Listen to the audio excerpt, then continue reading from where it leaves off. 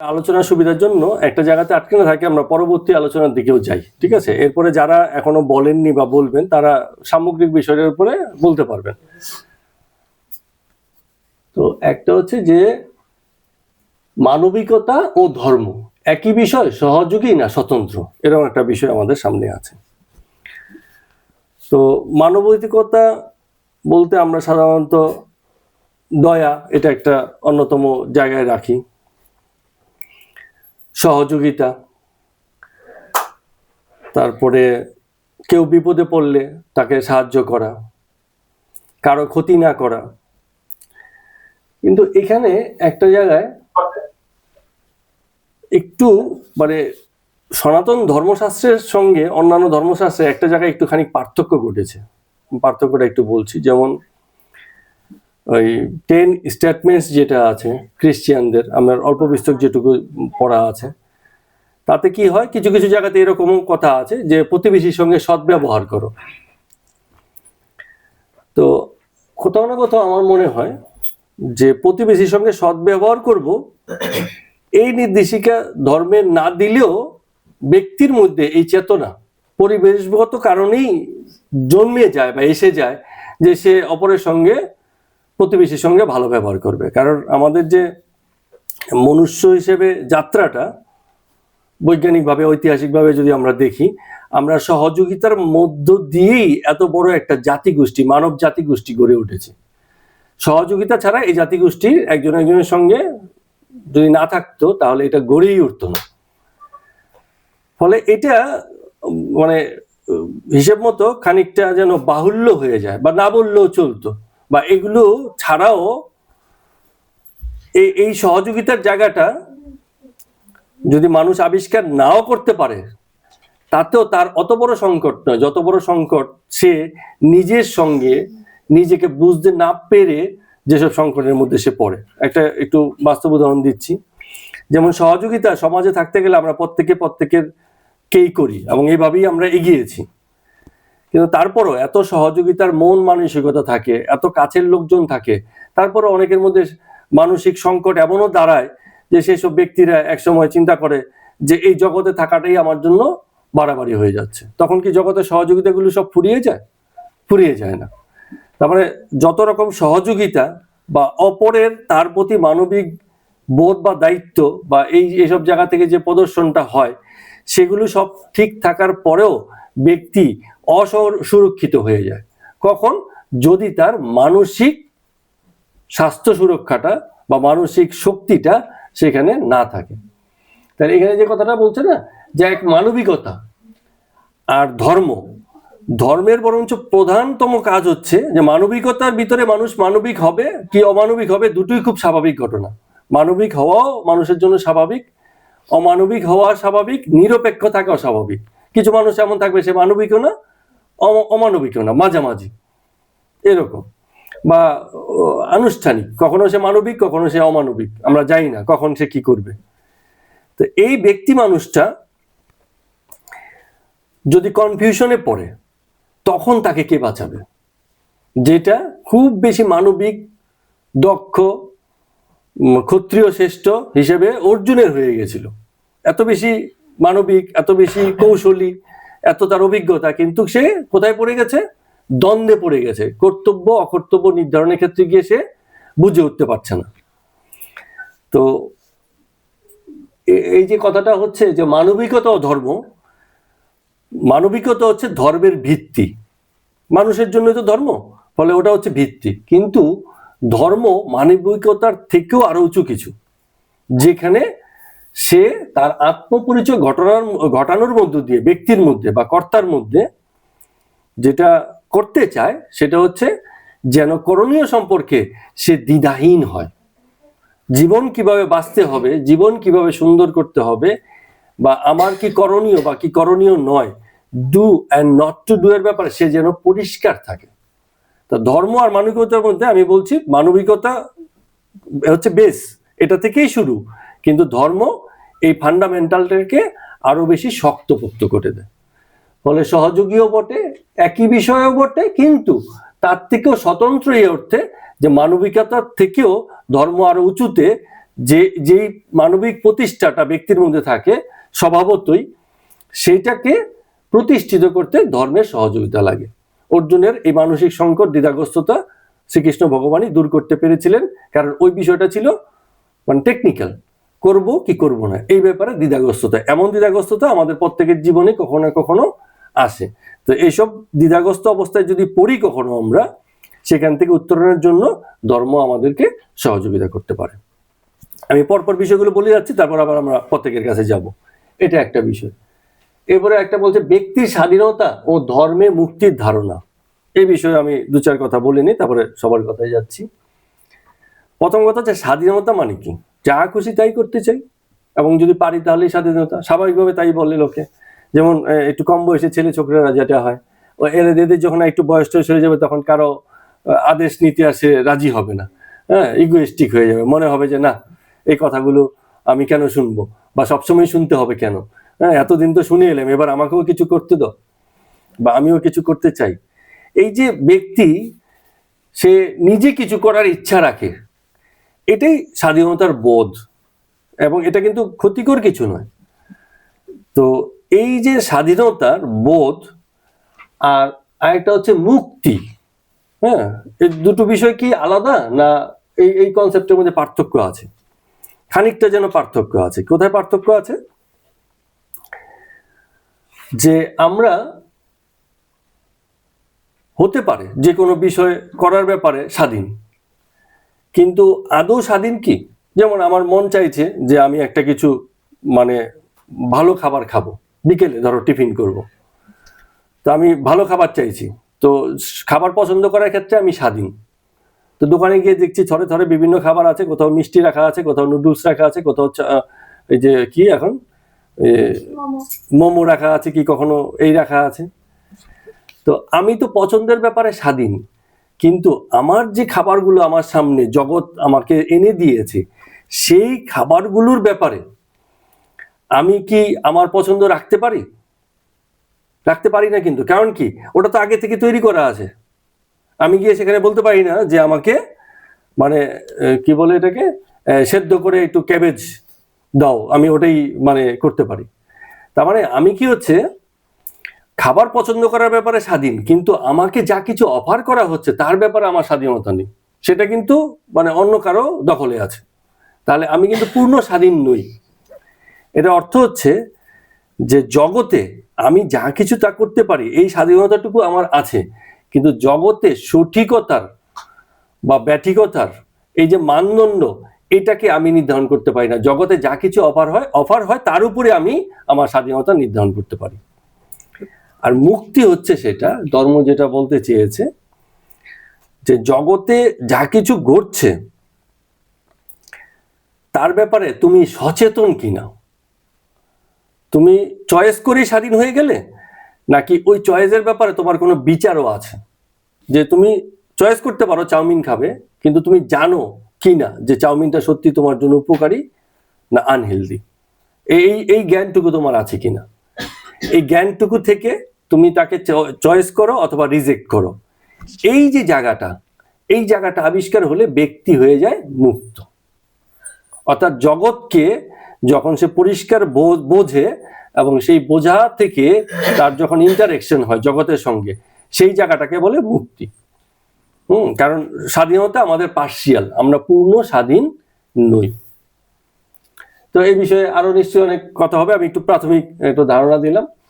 আর ব্যবহারিক ধর্ম কি, এই বিষয়ে কথা বলতে গেলে প্রজ্ঞা খুব ভালো বলে দিয়েছে যে যা কিছু আমরা ধর্মফর্ম বলে বলি, দাদাও খুব বলেছেন, হ্যাঁ, যে এটাকে যদি আমরা ব্যবহারিকভাবে কাজে লাগানোর মতো কোনো জায়গাতেই না গেলাম, এই বিষয়ে যদি আমাদের মানে একটা কিছু পড়লাম বইয়ে, যেমন ঠাকুর যেটা খুব বলে যে পাঁচিতে কত কলসি জলের কথা লেখা আছে, পাঁচি হচ্ছে বই, হ্যাঁ হ্যাঁ, এখন পাঁজি যতই আমরা চিপি না কেন তার থেকে তো এক ফোঁটা জলও বেরোবে না, তো লেখা তো সেখানে ওইটাই আছে।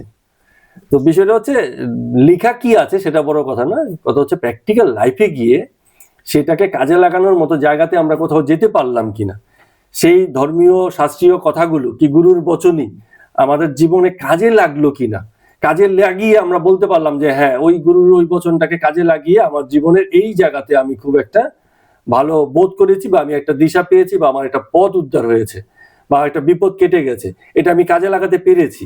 যদি পারি তবেই ওটা হচ্ছে ব্যবহারিক ধর্ম। তো ধর্ম যতক্ষণ পর্যন্ত শাস্ত্রীয়, শুধু বই পুস্তকে আছে, কথায় আছে, গল্পে আছে, ততক্ষণ পর্যন্ত কিন্তু ধর্ম আমাদের জীবনের জন্য কোনো কাজের নয়, উপরি উপরি আসবে। তো এই জন্য ব্যবহারিক ধর্মটা খুব গুরুত্বপূর্ণ একটা বিষয়। আচ্ছা, আরেকটা বিষয় আমি বলছি, সেটা হচ্ছে জাগতিক প্রতিষ্ঠা বনাম বৈরাগ্য। জাগতিক প্রতিষ্ঠা জিনিসটা কি? জাগতিক প্রতিষ্ঠা এই যে আমরা জগতে যে যেমন ভাবে পড়াশোনা করি, আয় রোজগার করি, সামাজিক ভাবে বাড়িঘর করি, বৈবাহিক সম্পর্কে জড়াই, এসব করে টোরে আমাদের যে একটা প্রতিষ্ঠা হয়, এটা হচ্ছে জাগতিক প্রতিষ্ঠা।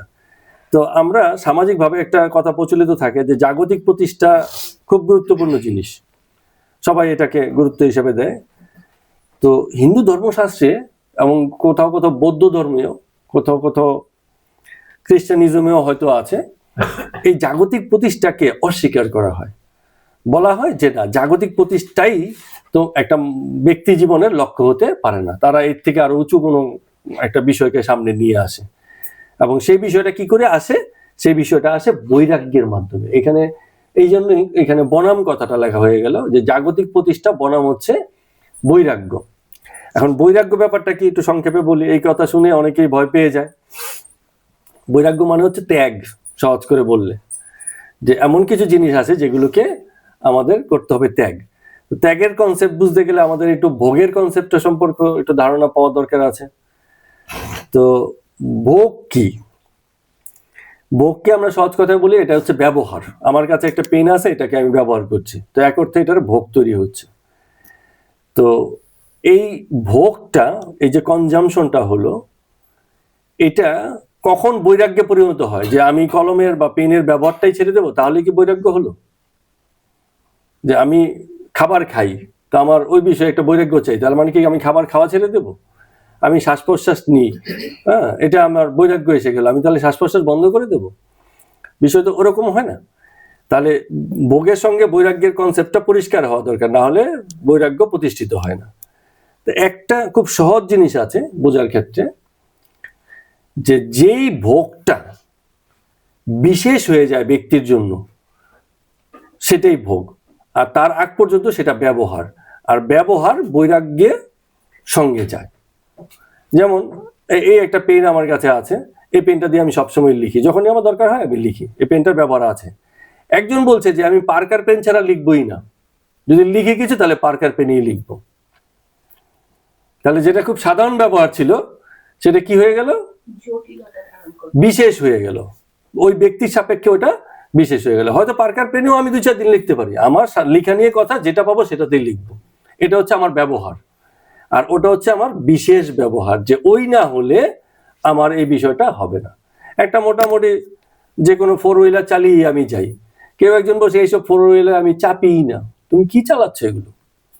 তখন কি হয়ে গেল? তার কাছে ওই ব্যাপারটা বিশেষ হয়ে গেল। এই বিশেষ ব্যবহারটাকে বলা হয় ভোগ। আর এই ভোগের বিশেষ ব্যবহারের প্রতি যদি কারো অনীহা থাকে, সেটাকেই বলা হয় বৈরাগ্য, সাধারণ ব্যবহার না।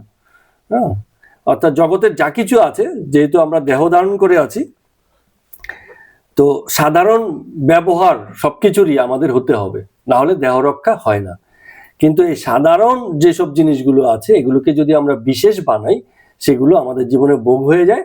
আর যেখানে ভোগ আছে, শাস্ত্র বলছে দুর্ভোগ নিশ্চয়ই ঘটবে।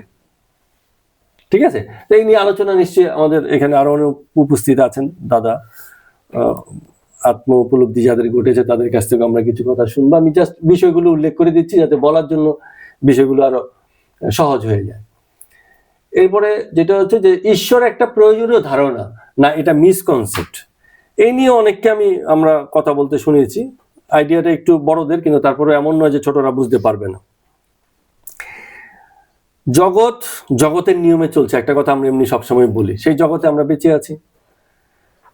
তো এর মধ্যে আমার মাঝখানে হঠাৎ করে এই গোবেচারা ঈশ্বরবাবুকে ডেকে আনার কি ব্যাপারটা ছিল, যে একে না ডেকে আনলে কি হয় না, যেটা অনেক সময় বৌদ্ধইজমে বলা হয়েছে যে ঈশ্বর ছাড়াও মুক্তি ঘটতে পারে। ওদের ওখানে যে ঈশ্বরকে সামনে না রেখেও মুক্তির ঘটনা ঘটতে পারে। কেন? তাহলে এই মুক্তিটা কি, যেটা নিয়ে আমরা খানিকটা ইঙ্গিত দিয়েছি, যে এই যে জগতে শুধু ব্যক্তি স্বাধীনতা নয়, জগৎ বিষয়ে যার জ্ঞান হয়েছে এবং এই বিষয়ে যে সচেতন, তাকে বলা যায় মুক্ত। কিন্তু সে কিন্তু ওই বিষয় থেকে মুক্ত না। যেমন আমাদের যুদ্ধ হচ্ছে ধরে নিচ্ছি দেশে, তো যুদ্ধ কেন হচ্ছে এটা যে বোঝে, সে ওই যুদ্ধের ঘটনাগুলোকে পরিষ্কার দেখে এবং জানে যে এই মৃত্যু, এই হত্যা, এই যে পাশবিকতা, এই যে মানবিকতার ক্ষয় হচ্ছে, এগুলো যুদ্ধেরই নিয়ম। যেমন কুরুক্ষেত্রের যুদ্ধেও তো কত লোকের প্রাণ গেছে। তো এখন সেই যুদ্ধের তাহলে উৎকৃষ্টতা কোথায়, শ্রেষ্ঠত্ব কোথায়? যুদ্ধে যদি মানুষই মারতে হয় তাহলে এটা তো নিশ্চয়ই সবসময় খারাপ কাজ। কিন্তু তখন ওই যে ধর্মযুদ্ধের যে কনসেপ্টটা এলো, কে নিয়ে আসলো ধর্মযুদ্ধ? যার নিকটাত্মীয় কেউ মারা গেছে তাকে ধর্মযুদ্ধের গল্প বললে সে মানবে না। কেন মানবে না? সে বলবে আমার কাছের লোক মারা গেছে, তোমার ধর্মযুদ্ধ তোমার কাছে রাখো, রাজা রানী হবে তোমরা হবে, আমার তো ঘরের লোক চলে গেল। তো কেন এই কথাটা বলবে? কারণ ওই ব্যক্তি তার ব্যক্তিগততায় দাঁড়িয়ে আছে, তার কাছের লোককে হারিয়েছে, তার ব্যথা জ্বালা বেদনা আলাদা। তো কিন্তু যে এসবের ঊর্ধ্বে থেকে ভাববে একটা অপশাসনের সমাপ্তি ঘটেছে, দুর্যোধনের যে অপশাসন যেই পর্যায়ে গিয়ে পৌঁছে গেছিল, সেটা সমাপ্তি ঘটেছে একটা যুদ্ধের মধ্য দিয়ে। তো এটার একটা মানে উচ্চতর প্রাপ্তিক দিক আছে। এই উচ্চতর মহত্তর প্রাপ্তির দিকটা যদি কেউ আবিষ্কার করতে না পারে, তাহলে কি হয় যে আমরা এই জিনিসগুলোকে এই ঔচিত্যের জায়গাটাকে আবিষ্কার করতে পারি না। শ্রীকৃষ্ণেরও এরকম খুব কাছের লোক মারা গেছে, কিন্তু তারপরে শ্রীকৃষ্ণ ছিলেন নির্বিকার, যেটা গীতাতেও তিনি বলছেন যে আমরা সবসময় ব্যথিত থাকি কিসের কারণে? যে আমাদের কাছের কে মারা গেল আর কে যেতে পারে সেই চিন্তা বা সেই ভাবনাতেই আমরা ব্যথিত থাকি। তো এই ব্যথার জন্যই আমরা অনেক সময় উচিত কর্মটা করতে পারি না, যেটা আমাদের দেশে হয়। বাবা হয়তো অন্যায় করছে, ছেলে বলতে পারে না, ছেলে অন্যায় করছে, বাবা বলতে পারে না। কেন বলতে পারে না? আমার কাছের লোক, নিজের লোক, কি করে বলি? ছেলে বলবে আমি কেন বলতে যাব, বাবা কি করছে, অন্যায় করছে, আমার দেখা দরকার কি? আর বাবাও বলে নিশ্চয়ই ছেলে বড় হয়ে গেছে, ওই নিজেই বুঝবে যে অন্যায় হচ্ছে না ন্যায় হচ্ছে। কিন্তু এই যে কাছের বোধ থেকে আমরা ন্যায় অন্যায়ের জায়গাটাকে আইডেন্টিফাই করতে পারি না, বলতে পারি না, এই জায়গাটা একটা মুশকিলের জায়গা। তো এই যে জগৎ তার আপন নিয়মে চলছে, এবার কেউ ঈশ্বর বিশ্বাস করুক বা না করুক, এই জগৎ তার আপন নিয়মেই চলবে। কিন্তু এটার অনেক আলোচনা হতে পারে, আজকে আমরা হালকা আলোচনা করব বলে এই বিষয়টাতে আমরা গভীরে যাচ্ছি না। এই জগতের যে চলা, এই চলার পিছনে একটা সক্ষমতা আছে। জগৎ এমনি এমনি চলছে না, একটা ছোট্ট বীজের মধ্যে একটা সক্ষমতা আছে, যে কারণে সেই বীজ থেকে একসময় একটা গাছ হয়। ওটা এমনি এমনি নেই, হ্যাঁ, সক্ষমতাটাকে বাইরে থেকে দেখা যায় না। এই যে সক্ষমতাটা রয়েছে, এই সক্ষমতাটাকে আমরা আবিষ্কার করতে চেয়েছি, যে এই যে জগৎ চলছে এর কারণ কি, পিছনে কে আছে, আদৌ কেউ আছে কিনা। এই যে আমি এসছি, কোথা থেকে এসছি, আমার আত্মপরিচয় কি, এই অনুসন্ধানের ভেতর থেকে একটা কনসেপ্ট বা ধারণা জন্ম হয়েছে, যাকে আমরা বলি ঈশ্বর। এই নিয়ে যত বলবো তত হয়তো মিসকনসেপ্ট, যেখানে একটা বলছে না মিসকনসেপ্ট, কারণ ঈশ্বর আছেন এই বিশ্বাসের পরেও তাকে নিয়ে যা কিছু বলা হয়েছে সেগুলো হয়ে গেছে মিসকনসেপ্ট। এই জন্য এক দাদা বললেন না যে আমি বিশ্বাস করি তিনি আছেন, এরপরে তিনি কিরূপে আছেন, কেমনে আছেন, আমাকে কিভাবে সহযোগিতা করছেন, আমাকে মারছেন, রক্ষা করছেন নাকি কি করছেন, সেই সবের দিকে আমি যাই না, এর বেশি আমি জানতে চাই না। কারণ এর বেশি জানতে চাইলেই ব্যাপারগুলো কি হয়ে যায়, মিসকনসেপ্ট হয়ে যায়। তো এই নিয়েও অনেকে হয়তো বলতে পারেন তাহলে ঈশ্বর একটা প্রয়োজনীয় ধারণা। কারণ কি, আমরা এই সক্ষমতার অনুসন্ধান করতে চাই, কে এই জগৎটাকে এরকম ভাবে দাঁড় করিয়ে রেখেছে। আর মিসকনসেপ্ট কি, যে এই নিয়ে যত কিছু বলতে গিয়েছি ঈশ্বর নিয়ে, হ্যাঁ, ততই বুলবুল বা উল্টোপাল্টা কথাই আমাদের সামনে এসে দাঁড়িয়েছে। আচ্ছা, আরেকটা জিনিস এসে যাচ্ছে এখানে, ছোট্ট করে বলে যাচ্ছে নাস্তিক্যবাদ ও সনাতন আদর্শ। অন্যান্য ধর্মে নাস্তিক্যবাদের কোনো আশ্রয় নেই, কিন্তু সনাতনের যে মানে এই যে বৌদ্ধ ধর্মের গোড়াতেই আছে নাস্তিক্যবাদ, মানে ঈশ্বরের অস্তিত্বের প্রতি একেবারে পূর্ণ বিশ্বাস ওরম নয়। এবং সনাতন ধর্মেও মীমাংসা শাস্ত্রে এরকম নাস্তিক্যবাদ আছে, যেখানে ঈশ্বরকে অব্যক্তিক স্বরূপে দেখা হয়েছে, ব্যক্তি ঈশ্বর নয়। আমরা আমরা নিজেরা যেমন ব্যক্তি কোনো কিছু কল্পনা করলেও সে কোনো একটা ব্যক্তিকে হয়তো কল্পনা করি, তো সেই জায়গা থেকে বেরিয়ে একটা প্রশ্রয় বা একটা আশ্রয় কিন্তু সনাতন ধর্মে বরাবর আছে। যে কারণে আমাদের ছেলে মেয়েদের মধ্যে, পরিবারের কোনো সদস্যের মধ্যে কেউ যদি বলে আমি নাস্তিক, ঈশ্বরে বিশ্বাস করি না, তাতে বাকিরা কেউ কিছু মনে করে না, কারণ তাতে কি যায় আসে, হ্যাঁ, তাতে কোনো অসুবিধা নেই। কারণ সনাতন শাস্ত্র নাস্তিক্যবাদকে প্রশ্রয় দিয়েছে, আশ্রয় দিয়েছে, বলে হ্যাঁ হতে পারো তুমি কোনো একজন ঈশ্বরকে নাও জানতে পারো, কিন্তু মূল প্রশ্নটা সেখানে না। মূল প্রশ্ন হচ্ছে তুমি নিজেকে জানো কি? এটাকে তো অস্বীকার করা যাবে না যে তুমিও আছো এই জগতের অংশ হয়ে। তাহলে ঈশ্বরের পরিচয় না জানো, আত্মপরিচয় ঘটেছে কি, এই জায়গাটার উপর খুব জোর দিয়েছে। তারপরে জগৎ সম্পর্কে জানো, তারপরে ঈশ্বর সম্পর্কে জানো। তুমি নিজেকেই ভালো করে জানলে না, বুঝলে না, তুমি জগৎকে কি করে জানবে বুঝবে, আর ঈশ্বরকে কি করে জানবে বুঝবে, এইসব জায়গা থেকে এগুলোকে বলা হয়েছে। এটা আমি 8 নম্বরটা এমনি জাস্ট আলোচনার জন্য রেখে দিয়েছি। কেউ যদি মনে করে গীতা, উপনিষদ বা রামকৃষ্ণ সম্পর্কে 2-4 কথা বলবেন, সেটাও বলতে পারেন। এই নিয়ে তো আমাদের বরাবর কথা চলে, আমার দিক থেকে তো খুব বেশি কথা নেই। 9 নম্বর একটা পয়েন্ট আছে যে উত্তর প্রজন্মের ধর্ম সম্পর্কে ধারণা। উত্তর প্রজন্ম হচ্ছে যে আমাদের সামনে যারা বসে আছে। হ্যাঁ হ্যাঁ ঠিক, নিশ্চয়ই আপনিও বলবেন। এবার আমি আমার বলাটা শেষ করে প্রত্যেককে আমি মাইক দেবো, এক এক করে সবাই এই যে আলোচনা হয়ে গেল এই পরিপ্রেক্ষিতে এখন বলবেন, বা নিজে থেকে যা খুশি বলতে পারেন। তো উত্তর প্রজন্ম হচ্ছে যে আমাদের সামনে যারা বসে আছে, ঠিক আছে। মুশকিল হয়ে যায় কি, আমাদের যে ধর্মাচরণ না, জগতে আমরা যত রকম পূজা পাঠ, ধর্ম আচরণ যত রকম আছে না, কায়দা কানুন, নিয়ম কানুন করি আমরা, যা কিছু এগুলো আমরা অনেক শ্রদ্ধার সাথে ভালোবেসেই করি। কিন্তু মুশকিল হয়ে যায় জীবনে চলতে ফিরতে, হয়তো আমরা এমন কোনো লোকের সামনে গিয়েও পড়তে পারি যে আমাদের প্রশ্ন করবে, এরকম করতেও পারে যে তোমাদের ঈশ্বর নিজেই তো নিজেকে রক্ষা করতে পারে না, তোমাকে কি করে রক্ষা করবে, এরকম প্রশ্ন আমাদের সামনে অনেক সময় আসতে পারে।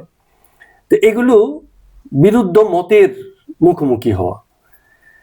তো হতে পারে আজকে এই যে বাচ্চারা বসে আছে তারা ধর্মের প্রতি যথেষ্ট শ্রদ্ধা ভক্তি রেখেই বসেছে, কেউ কেউ আবার এমনি এমনি বসেছে, এও হতে পারে। হ্যাঁ, কিন্তু যেমনই হোক এখনো বিরুদ্ধতা তৈরি হয়নি, পক্ষে আছে।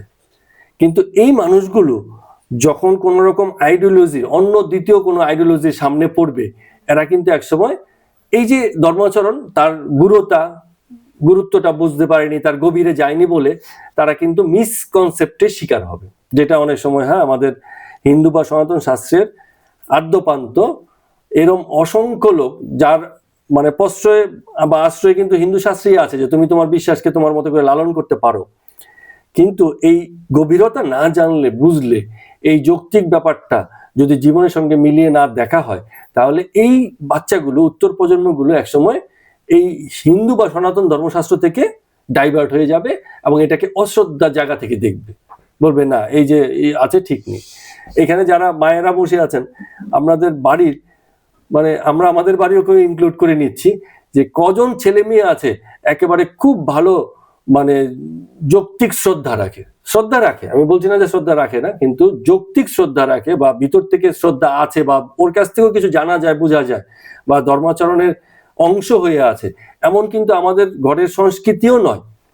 তো এইখান থেকে খুব সহজেই ভিন্ন আইডিওলজির দ্বারা প্রভাবিত হয়ে, হতে পারে সেকুলারিজম, হতে পারে ইসলামিজম, বা হতে পারে অন্য কোনো খ্রিস্টানিজমরাও খুবই করছে, খ্রিস্টানরাও এখন প্রচুর হিন্দুদেরকে তাদের ধর্মে রূপান্তরিত কনভার্ট করার জন্য খুব চেষ্টা চলছে। এরকম অনেক রকম আইডিওলজি থাকতে পারে, কোনো রকম আইডিওলজি না, নাস্তিক্যবাদেরই একটা এমন চরম রূপের দ্বারা মানে প্রভাবিত হয়েছে যে সে কিছু না বুঝেই নিজের ধর্মকে প্রথম থেকে অশ্রদ্ধা করতে শুরু করেছে। তো এইটা একটা খুব গুরুত্বপূর্ণ বিষয় যে এই উত্তর প্রজন্মের সামনে খুব যৌক্তিকভাবে আমাদের ধর্মটাকে উপস্থাপন করা, যাতে শ্রদ্ধা টদ্ধা পরের ব্যাপার, ওর কনসেপ্ট যেন ছোটবেলা থেকে পরিষ্কার থাকে। এই যে সরস্বতী পুজো হবে, কেন সরস্বতী পুজো, কি হয়, হ্যাঁ, এই যে সরস্বতী পুজো পরমহংস, এই কথার অর্থ কি, কেন কুল খাবে না, হ্যাঁ, কেন কলমে দিতে হবে, তো এই যে এগুলোর প্রত্যেকটার পিছনে যে একটা মানে ব্যাখ্যার জায়গা আছে, সেগুলোকে যদি এই বাচ্চা বয়স থেকে আবিষ্কার করতে না পারে, এখন শ্রদ্ধা না থাকলেও ভবিষ্যতে শ্রদ্ধা থাকবে এমন কিন্তু নিশ্চয়তা দেয়া যায় না। ফলে এটা খুব গুরুত্বপূর্ণ বিষয় যে উত্তর প্রজন্মের কাছে এইসব বিষয় নিয়ে আমাদের পৌঁছানো, এইসব বিষয়গুলোকে তাদের মানে সহজাত নলেজে আনে, এমন নয় ধরে বেঁধে বেঁধে বসিয়ে জোর করে করা, ওরম না। হ্যাঁ, যে কোনো ভাবেই হোক এটাকে তাদের গোচরে আনা। তো এইটা এই কারণে খুব ইম্পর্টেন্ট। এছাড়া প্রত্যক্ষ অভিজ্ঞতা, আমাদের অনেকেরই অনেক রকম অভিজ্ঞতা আছে। যেমন আমাদের এখানে উপস্থিত আমাদের দাদা রামদা, ওনার বিভিন্ন তীর্থস্থান ঘোরার অভিজ্ঞতা আছে। এইসব বিষয়ে আমাদেরকে দু চার কথা বললেও বলতে পারে, যার যেরকম মনে হয় কোনো বিষয়ে যদি কেউ কিছু বলতে চায় সেই বিষয়ে বলতে পারেন। তো আলোচনার এই পর্যায়ে আমি প্রাথমিকভাবে, পরবর্তীতে আবার বলার সুযোগ পাবে 5-7-10 মিনিট বলার জন্য দিলীপ দাকে অনুরোধ করব, উনি যদি এই বিষয়ে কিছু বলেন, পরে আবার আমরা আমার কাছে যাব। একটুখানি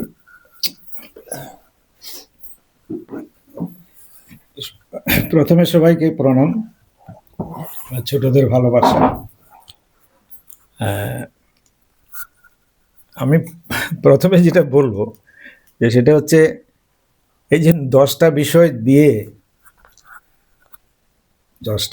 দিয়ে এখানে আলোচনার জন্য যে আয়োজনটা কৌশিক করেছে, প্রত্যেকটা বিষয় নিয়ে এক একটা বিতর্ক সভা হয়, ইন্ডিভিজুয়াল হবে। 10টা বিষয় নিয়ে আলোচনা করা যায় না, মানে পড়াশোনার মতো পরিবেশও নয়, পড়াশোনার মতো সেই জ্ঞানও আমাদের সবার মধ্যে আসেনি। আর এগুলো প্রত্যেকটা বিষয় হচ্ছে মানে অনেক দীর্ঘ সময় ধরে একটা বিতর্ক সভা চালিয়ে যাওয়া যাবে শুধু এক একটা পয়েন্ট ধরে। তো কিন্তু আমি খুব সহজ, যেমন আমি এর আগের দিনেও যে আলোচনাটা করতে চেয়েছিলাম বা বলতে চেয়েছিলাম যে ধর্মের বিষয়টা আমাদের এই যে পরিসর, এই পরিসরে যে আমি বুঝাতে গেলে একে তো হচ্ছে প্রথমে বলে নিতে হয় যে আমরা কোনো বিশেষ জ্ঞান আহরণ করিনি, মানে অর্থাৎ কি বলবো, মানে এর মাধ্যমে কোনো একটা ধ্যান যোগ বা অন্য কিছুর মাধ্যমে আমরা বিশেষ কোনো জ্ঞান আহরণ করিনি। সেটা করেছেন যারা মহাত্মা পুরুষ, তারা করেছেন। আমরা যেটা বলি বা বলার চেষ্টা করি সেটা হচ্ছে ধার করা জ্ঞান। বিবেকানন্দ কি বলে দিয়েছিলেন, রামকৃষ্ণ কি বলেছেন, বা আরো মহাপুরুষরা কি বলেছেন, সেগুলো ধার করা জ্ঞানগুলি আমরা যেটুকু যুক্তিগ্রাহ্য মনে হয়েছে বা যেটুকু মনে রাখতে পারছি সেগুলো আমরা আবার বলি, ডেলিভারি দিই। এবং সেই ডেলিভারির ক্ষেত্রেও আমরা কিন্তু পালন করতে আবার সবসময় পারি না, বিচ্যুতি আমাদের ঘটে। আর আমরা এই যে লোকগুলো বসে আছে, এরা সবাই কিন্তু সংসারের যে উথাল পাতাল তরঙ্গ, সেই তরঙ্গের মধ্যেই বারবার খাচ্ছে। সুতরাং এই লোকগুলো নিয়ে প্লাস আমরাও তার মধ্যে পড়ি, আমরাও সংসার পালন করছি। তো এই যে হাবুডুবু খাচ্ছি, এই হাবুডুবুর চিন্তা থেকে, হাবুডুবুর যে যন্ত্রণা, সেটা থেকে আমাদের চিন্তাধারাটাকে কিভাবে পরিবর্তন করব, সেটাই হচ্ছে আলোচনার বিষয় হওয়া উচিত। এত রকমের পয়েন্ট দিয়ে আলোচনা আমার ব্যক্তিগত মতে এ কোনো মানে রাখে না। কারণ মানে রাখে হচ্ছে এইটুকুই যে আমরা যেন শান্তি পেতে পারি, মানসিক শান্তি পেতে পারি। সুখ এবং শান্তি দুটো আলাদা। সুখ হচ্ছে বস্তু নির্ভর সুখ, এটা চাই ওটা চাই, এটা হচ্ছে সুখ। আর শান্তি হচ্ছে মানে মনের শান্তি।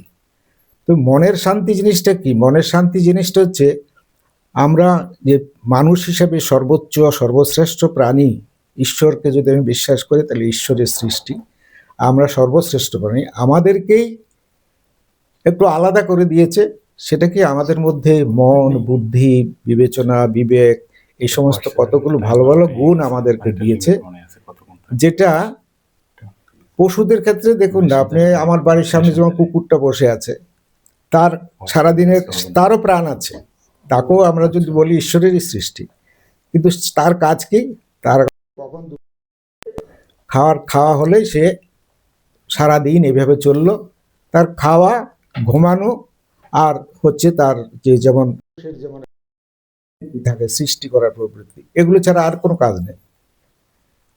কিন্তু তার থেকে আমরা ভিন্ন। আমাদের মধ্যে সবকিছু থাকার ফলে, খিদা তৃষ্ণা সব থাকার পরে আমাদের মধ্যে একটা বিবেক বুদ্ধি বিবেচনা দিয়েছে। তাহলে এই বিবেক বুদ্ধি বিবেচনাটাকে আমি কোথায় কাজে লাগাবো, বা কোথায় কাজে লাগানো উচিত, সেটাই হচ্ছে ধর্ম। কিভাবে ধর্ম? সেটা হচ্ছে যে আমি শান্তি খোঁজা, যে এই যে আমাদের মধ্যে এত যে মানে অশান্তি সৃষ্টি হচ্ছে মানুষের মধ্যে, সেগুলো আমাদের নিজেরই গড়া। এই বোধটাকে ট্রেনিং এর মাধ্যমে আনতে হবে, যে এগুলো কিন্তু আমরা নিজেরাই করছি। যতক্ষণ না আমরা মানে প্রকৃত জ্ঞানটাতে আমরা না পৌঁছাতে পারছি। প্রকৃত জ্ঞান বলতে কি বোঝাচ্ছে এখানে? প্রকৃত জ্ঞান বলতে হচ্ছে যে ওই আধ্যাত্ম জ্ঞান যাকে বলে আর কি, আমি সম্পর্কে জানা। কারণ আধ্যাত্ম শব্দটাই হচ্ছে, আধ্যা মানে হচ্ছে বিষয়, আর আত্ম আত্মাকে জানা, অর্থাৎ আমাকে আমাকে নিজেকেই জানা হচ্ছে আধ্যাত্ম। সেই আধ্যাত্ম জ্ঞানটাই আমাকে চিনতে হবে। তাহলে আমি আসলে কি? আমি আসলে এই বিশ্ব ব্রহ্মাণ্ডের একটা ক্ষুদ্র অংশ মাত্র। আর যত কিছু পরিবর্তন, এবং সেই ক্ষেত্রে বিশ্ব ব্রহ্মাণ্ডের এই যেই শক্তির দ্বারা বিশ্ব ব্রহ্মাণ্ড পরিচালিত হচ্ছে, তার একটা ক্ষুদ্র অংশ হচ্ছে আমি। তাহলে এই আমিটা বলতে আমরা সাধারণত দেহকেই বুঝি, কিন্তু ঈশ্বর হচ্ছে কি? ঈশ্বরকে আমরা বলি যে ঈশ্বর হচ্ছেন নিরাকার, এবং উনি ওকে ধরাছোঁয়ার বাইরে, তার পরিবর্তনও নেই। নিরাকার বলি এবং পরিবর্তন নেই, অবিনশ্বর। তাহলে আমার সৃষ্টি জগতের মধ্যে কিন্তু সব কিছুই নশ্বর। যে আমার শরীর, এটাও নশ্বর। আমি জন্মেছি, একদিন চলে যাব। এইভাবে প্রতিটি সৃষ্টি, একটা গাছ জন্মেছে, একদিন গাছটা মরে যাবে বা তাকে কেটে ফেলা হবে। তো কোনোভাবে তার একটা শেষ আছে, পরিণতি আছে। তো তাহলে এরা সবাই কিন্তু নশ্বর। আমরা এই পৃথিবীতে আসছে যাচ্ছে, এইভাবে করতে করতে পৃথিবীতে অনেক কিছু বরং বৃদ্ধি হয়েছে। আগে যত জনসংখ্যা ছিল, জনসংখ্যা অনেক বেড়ে গেছে, তাইলে অতগুলো প্রাণ পৃথিবীর বুকে এসেছে, কিন্তু আবার ধ্বংস হবে, ধ্বংস হচ্ছে। এই সৃষ্টির এই যে প্রক্রিয়াটা চলছে। তাইলে ঈশ্বরত্ব বুঝতে গেলে, ঈশ্বরকে বুঝতে গেলে আমাকে বুঝতে হবে যে ওই যে পুরো বিশ্ব ব্রহ্মাণ্ডটা যেই শক্তিতে পরিচালিত হচ্ছে, সবটা মিলিয়েই হচ্ছে ঈশ্বর। তাহলে আমাকে এই ঈশ্বরত্বের মধ্যেই আমি আছি, এবং আমার যা কিছু দুঃখ কষ্ট ভালো যত কিছুই আসছে, আমাকে ধরে নিতে হবে উনিই করছেন। মানে এর মধ্যেই যেহেতু আছি, আমি আলাদা কিছু নই, আমি এর মধ্যেই আছি। নাহলে তো আমি বলতে পারতাম যে ঈশ্বর শুধু জন্ম দিয়ে খালাস, মৃত্যু কেন দিল? তার মানে ঈশ্বরের এটা খেলা, ঈশ্বরের খেলা হচ্ছে এটাই। আর ঈশ্বর ভাবনাটা কিভাবে আসছে? ভাবনাটা আসছে যে আমরা ঈশ্বর নিয়ে যেসব ভাবনাটা ভাবি, সেই ভাবনাটা যে কোনো ভাবনাই বাস্তবের সঙ্গে, বাস্তব কতগুলো বিষয়ের উপরেই কিন্তু আমরা ভাবি। ভাবনাটা আমাদের একটা অলিক টাইপের আসে না। তো ঈশ্বর ভাবনাটাও তাই। কারোর কাছে ঈশ্বর হচ্ছে মা দুর্গা, কারোর কাছে ঈশ্বর বলতে দেখা দিচ্ছেন, যেমন রামকৃষ্ণের কাছে ঈশ্বর বলতে দেখা দিতেন মা কালী।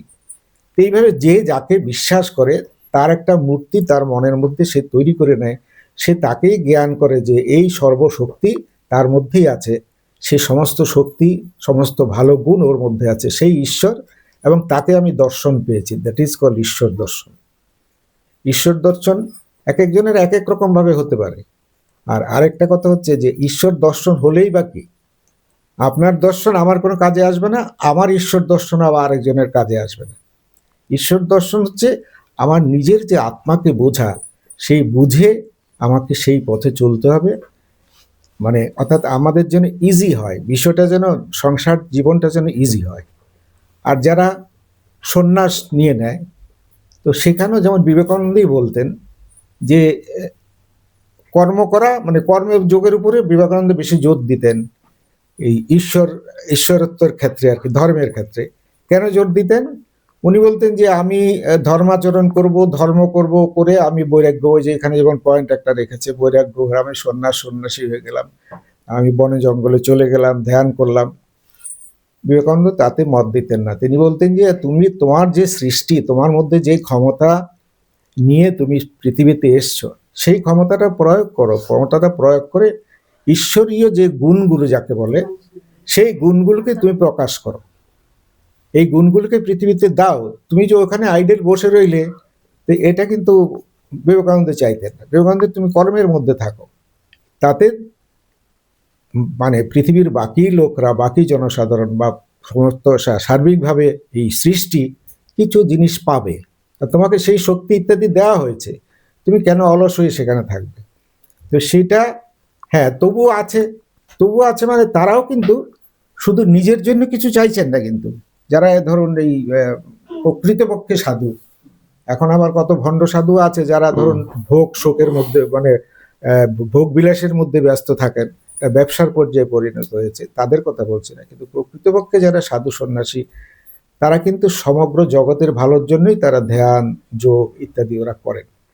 সুতরাং সেই অর্থে খারাপ কিছু নয়, কিন্তু আমরা আমাদের ক্ষেত্রে মানুষের ক্ষেত্রে হওয়া উচিত যে আমার যা পটেনশিয়ালিটি, যেটা সে একবার বলছিল, যে আমার যা মধ্যে গুণ আছে সেই গুণটা দিয়ে আমি মানুষের ভালো কাজে লাগে, এবং সেই ভালো কাজে লাগতে গেলে আমার ধারণা রাখতে হবে উত্থান পতন ইত্যাদি আছে, এই উত্থান পতন নিয়েই টোটাল বিশ্বটা, সেই বিশ্ব ব্রহ্মাণ্ডের যিনি পরিচালন করছেন তাকে আমরা একটা নাম দিতে হবে।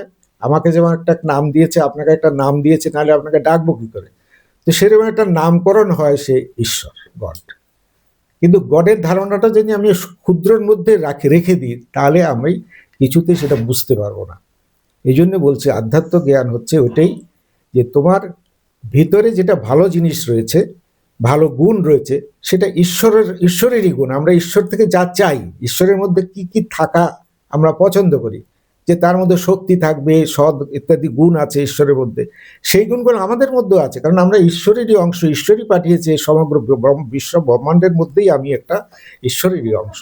সুতরাং সেইভাবে আমাদের এই যে ভাবটা চেঞ্জ করা, মানে মনের মধ্যে সেই ভাবটা আনা, আমি মনে করি সেটাই হচ্ছে সবচেয়ে বাস্তবিক আলোচনা এবং কাজের আলোচনা।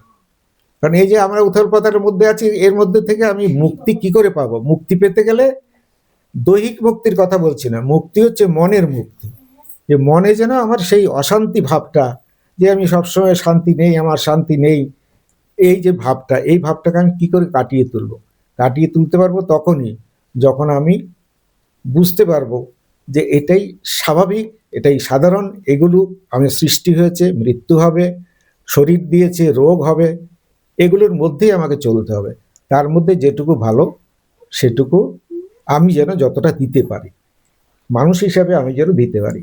আর দেখুন প্রত্যেকটা মানুষের মধ্যে ঈশ্বরের গুণ কিভাবে আছে আপনি বুঝতে পারবেন, যে আমরা কিন্তু সবাই ভালো কি বুঝতে পারি, কিন্তু কোন কাজটা, প্রত্যেকটা কাজ করার আগে এই শিশু থেকে আরম্ভ করে, শিশুদের একদম শিশুদের বাদ দিলাম যখন বোধ তৈরি হয়নি, কিন্তু যখন বোধ তৈরি হয় তখন থেকে কিন্তু প্রতিটি মানুষ বুঝতে পারে যে এই যে কাজটা করছি এটা ঠিক, সঠিক কাজ, এই কাজটা করছি ভুল, এটা মিথ্যা কথা বলছি, ভুল করছি, কাউকে মারছি, কাউকে গালাগালি দিচ্ছি, এটা ভুল করছি, আমি কিন্তু জানি, বুঝতে পারছি।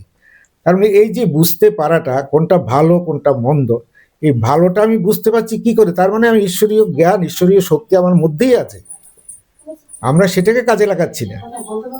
আমরা আসরিক কাজ, আমরা শোক, মানে এই যে অনেকটা কি বলে ওই হারিয়ে যাওয়ার মতন আর কি, মেলায় এলাম হারিয়ে গেলাম, তো আমরাও তাই হয়েছি।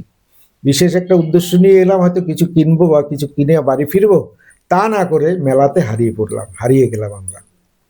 তো এইভাবেই আমরা ওই সংসারবদ্ধ জীব হয়ে আমরা কিন্তু এই হয়ে যাচ্ছি, মানে প্রকৃত যে আধ্যাত্ম জ্ঞান বা এর দিকে থেকে ওই অনেকটা মানে কি বলবো, দুর্বল সাঁতারোর মতো, অনেক সাঁতার দিচ্ছে, যে দুর্বল সাঁতারও স্রোতের দিকে, হয়তো স্রোতের উল্টো দিকেই যেতে হবে, কম্পিটিশনটা এরকম, স্রোতের উল্টো দিকেই যেতে হবে, সবাই সাঁতার দিচ্ছে, যে দুর্বল সাঁতারও সে বারবার পিছিয়ে আসছে, আবার এগুনের চেষ্টা করছে, আবার পিছিয়ে আসছে। আমাদের সংসারবদ্ধ জীবেদের হচ্ছে একই অবস্থা।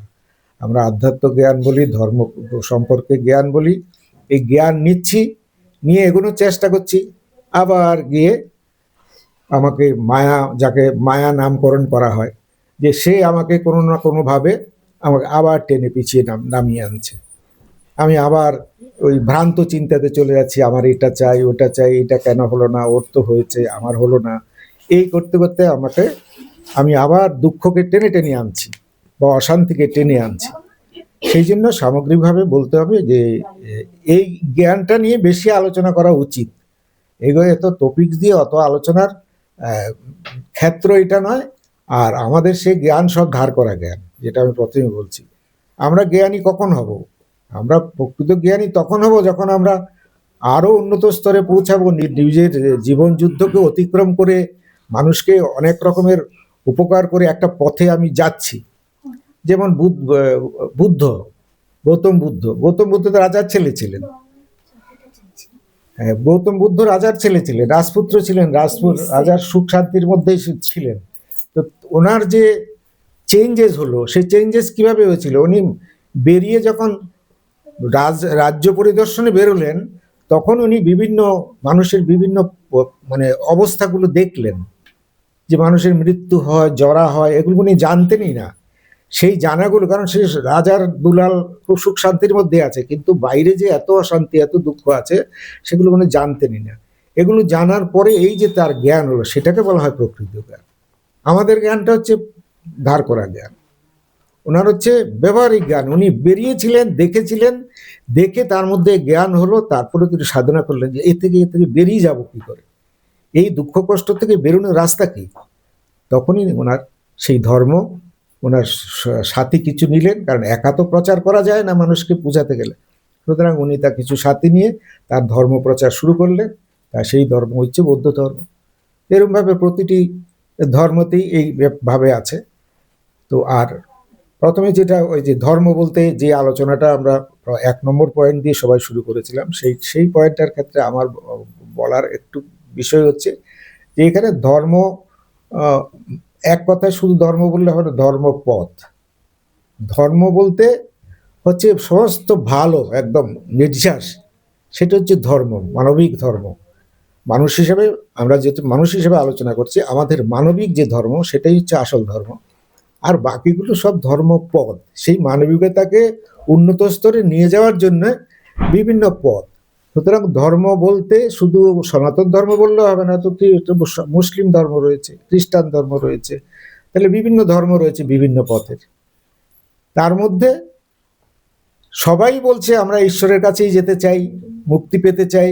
এই তার মধ্যে পথের ভালো মন্দ আছে, কিছু কিছু পথ খুব সুন্দর মসৃণ, কিছু কিছু পথ কণ্টকাকীর্ণ। তো সেই জন্যে ধর্ম যে সব ধর্ম যে ভালো করছে তাও কিন্তু নয়। আমরা যেমন ইসলাম ধর্মের কথাই যদি বলি, ইসলাম ধর্ম বিশ্লেষণ করলে অনেক তার মানে কি বলবো, সেটা মানবতা বিরোধী অনেকগুলো দিক আছে ইসলাম ধর্মের মধ্যে।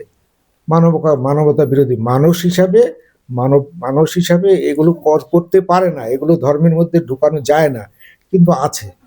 তাদের মধ্যে তারা এটাকে আরো ফুলিয়ে ফাঁপিয়ে, যারা পরবর্তী প্রচারক, তারা ফুলিয়ে ফাঁপিয়ে এটাকে আরো খারাপের দিয়ে নিয়ে গেছে। তো তাই বললে ইসলাম ধর্মকে আমি বলবো যে খুব ভালো ধর্ম, উন্নত ধর্ম বলা যাচ্ছে না। হ্যাঁ, আমাদের সনাতন ধর্মেতেও সনাতন ধর্মেতেও এগুলো মানে ডাইনামিক। আমাদের সনাতন হিন্দু ধর্ম হচ্ছে ডাইনামিক, এখানে নির্দিষ্ট নেই, একেবারে নির্দিষ্ট নিয়ম বেঁধে দিয়েছে। ইসলামরা যেমন নিয়ম বেঁধে দিয়েছে, ওই আমি হজে না গেলে আমার ধর্ম শেষ হচ্ছে না, আমার হজে যেতেই হবে, এই জন্য কতগুলো কঠোর কঠোর নিয়ম করে দিয়েছে। আমাদের হিন্দু শাস্ত্র হচ্ছে অনেক বেশি ডাইনামিক, যার জন্য তাকে অনেকটা বিজ্ঞানও অনেক সময় স্বীকার করে, অনেক সময় কেন এখন বিজ্ঞানও স্বীকার করে। এবং আমাদের পৃথিবীর অনেক জায়গায় হিন্দু সনাতন ধর্ম নিয়ে আলোচনা, গবেষণা এগুলো চলছে, কারণ আমারটা ডাইনামিক। বিজ্ঞান কি? বিজ্ঞান হচ্ছে পরিবর্তনশীল, কি হবে আর কি হতে পারে, তারপরে কি হতে পারে, এই যে গবেষণা, সেটা আমাদের সনাতন ধর্মে আছে। সনাতন ধর্ম আজ থেকে মানে কয়েক হাজার বছর আগে যেরকম ছিল, এখন সেরকম নেই। সেটা অনেক কিছু চেঞ্জ হয়েছে, অনেক রকমের লোকরা এসেছেন, তাদের মতামত দিয়েছেন। আদি শঙ্করাচার্য, তারপর বিবেকানন্দ, এই ধরনের যে মহাপুরুষরা এসছেন, এসে তারা অনেক জ্ঞান বিতরণ করেছেন তাদের উপলব্ধি থেকে। তো এইভাবে আমাদের আজকের যে সনাতন ধর্মের অবস্থা এই জায়গায় এসে পৌঁছেছে। তো সেই জন্য আমি সবার কাছে, মানে সবার জন্য উদ্যোগী হিসাবে কৌশিককে ধন্যবাদ জানাচ্ছি যে আলোচনা, এটা সবাইকে নিয়ে একটা ধর্ম আলোচনা বা একটা ভালো আলোচনা করার যে প্রস্তুতি নেওয়া, সেটার জন্য ধন্যবাদ জানাই। কিন্তু পাশাপাশি এটাও বলতে চাই যে এইভাবে পয়েন্ট দিয়ে আলোচনা করার মতো এখনো আমাদের মধ্যে সেই জ্ঞান, সেই জিনিসটা আসেনি, আর সেটা আমাদের কোনো ব্যবহারিক কাজেও লাগবে না। নানা তত্ত্ব, নানা গ্রামার, মানে যেমন ইংরেজিতে যেমন ওরা ইংলিশ শিখতে গেলে ইংরেজির গ্রামার লাগে, ধর্ম শেখার জন্য অত রকম পয়েন্ট দিয়ে কারা করবে? এই পয়েন্ট নিয়ে আলোচনা করে যারা ওই যেমন এক সময় ছিল আমাদের যেমন নিমাই পণ্ডিতের যেমন পাঠশালা, সেখানে ধর্ম নিয়ে লড়াই হতো। বিভিন্ন পণ্ডিতরা আসতেন, এক পণ্ডিতের সঙ্গে এক পণ্ডিতের লড়াই হতো। সে কোনো বিষয় নিয়ে আলোচনা করলো, সে তার যুক্তি খাড়া করলো, পাল্টা যুক্তি। ওই সময় একটা ধরনের ধর্মের এই হতো। কিন্তু আমাদের আমরা যেই সাংসারিক যে হাবুডাবু খাচ্ছি, তাদের কাছে মানে ইজিভাবে বোঝানো দরকার যে এত সংকট থেকে মুক্তির আসল জায়গা হচ্ছে মন, চিন্তা। আমার মনের চিন্তাটাকে যে চেঞ্জ করতে পারি, তাহলে শান্তি আসবে। আমি যদি বলি না এটা পাইনি বলে আমার দুঃখ, তাহলে আমার শান্তি আসবে না, শান্তি নষ্ট হলো। সবকিছু সবার হবে এমন তো কথা নয়। সুতরাং সেটাকে আমার মেনে নিতে হবে, মেনে নিয়ে আমাদের চলতে হবে। এই বলে সবাইকে ধন্যবাদ, শেষ করলাম। হ্যাঁ, ভালো বলেছেন দাদা।